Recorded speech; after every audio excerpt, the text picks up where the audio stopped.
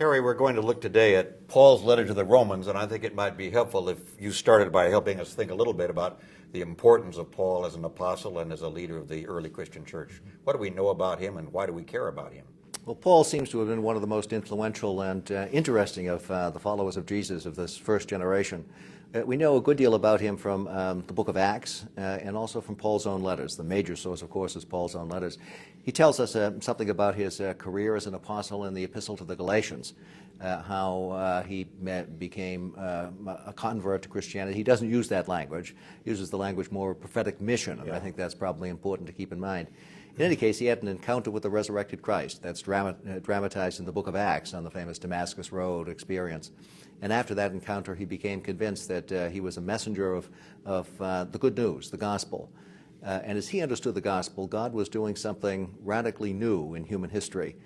In fulfillment of the prophecies of prophets like Isaiah, especially the latter chapters of Isaiah, which prophesied Gentiles coming to worship with Jews at the Temple of Jerusalem. I think Paul saw himself as an instrument of that divine mission to bring Gentiles and Jews together in a new people of God. So he's very important for that reason. He set the tone for what came to be the dominant form of Christianity in the first and second centuries that was increasingly open to Gentiles and eventually became dominated by Gentiles. Although Paul himself was, I think, to his dying day, a faithful Jew and thought of himself as one. And some of that concern pops up in the Epistle to the Romans. But in any case, as a missionary, as an apostle, as one sent to the Gentiles, Paul confronted an issue fairly early on, that is, what kind of conditions were going to be imposed upon Gentiles if they were going to be part of this people of God. And he wrestles with that issue in his Epistle to the Galatians and tells us some of the episodes that marked his growth in thinking about the subject. And his fundamental conviction was that Gentiles did not have to become Jews to become part of this divine plan. Right. So they did not have to become circumcised, nor did they have to observe kashrut laws, the food laws. And he went to the barricades on issues like that with some of the other apostles. He records an episode in Galatians where he and Peter had a difference of opinion about kashrut laws.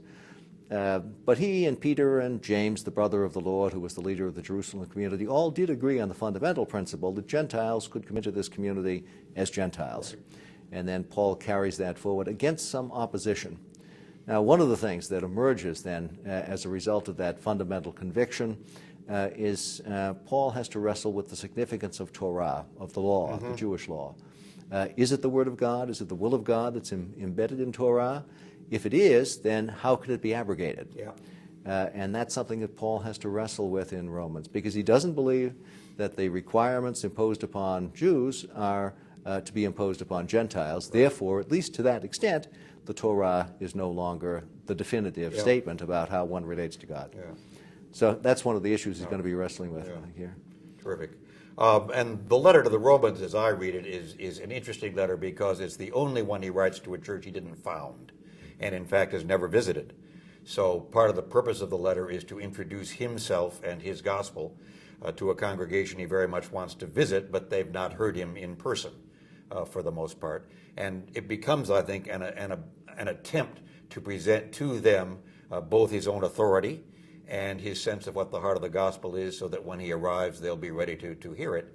And certainly a great deal of what he talks about in Romans is precisely this question of the relationship of Jews and Gentiles under the new thing that's happened in Jesus Christ, and how they understand when the law is binding and when it's no longer binding. But one of the puzzles about Romans is what's the heart of the matter? It's 16 chapters, and some people have thought, Martin Luther, that the heart of the matter was the first 3 chapters.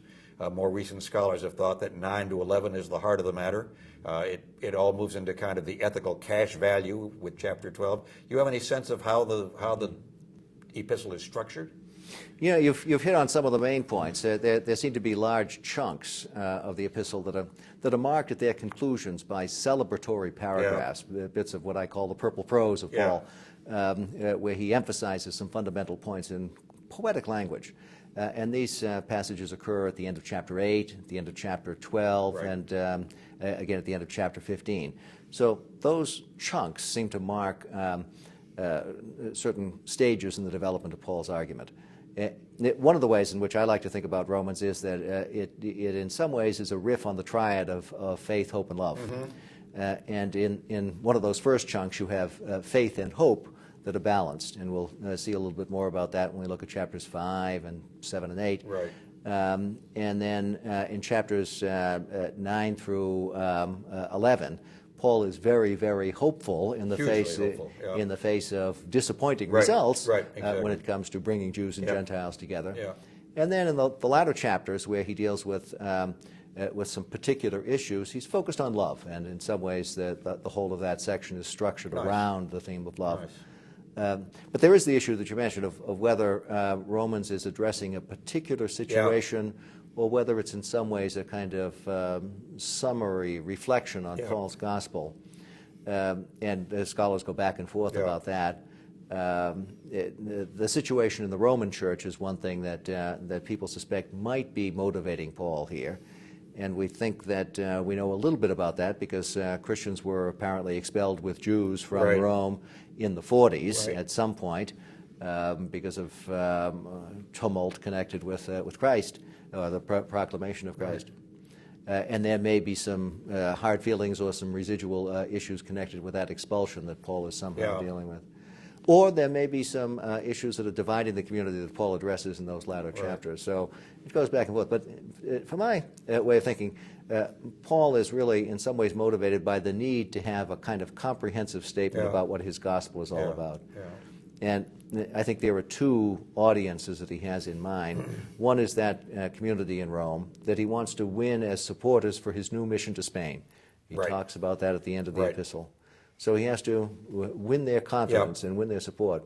And he's also getting ready to go up to Jerusalem and to deliver there a collection that he had been taking among the Gentile churches in Asia Minor and in the mainland of Greece, a collection that he hoped would show the solidarity between Jews and Gentiles. And I think he's a little bit anxious about how that's going to be received, and he needs to think about what he's going to say.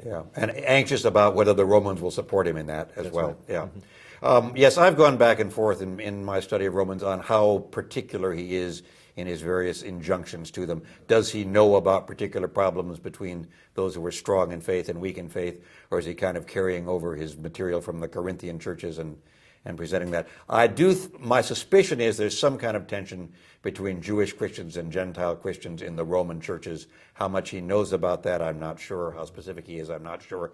But in either case, it serves his larger purpose, which is to say that in the economy of God, Jews and Gentiles are both welcome through Jesus Christ. Right. One way I like to think about this is that unlike most of Paul's other letters, which are directed at rather specific situations and are attempts to solve particular problems, Romans is not like that. It's not directed at a very concrete, specific issue. But Paul knows that there are issues. It's something like that. And he knows the issues he's faced with the Galatians and the Corinthians. And as with all of us, his old sermons feed into his new one, I suspect. He knows what he said on other occasions.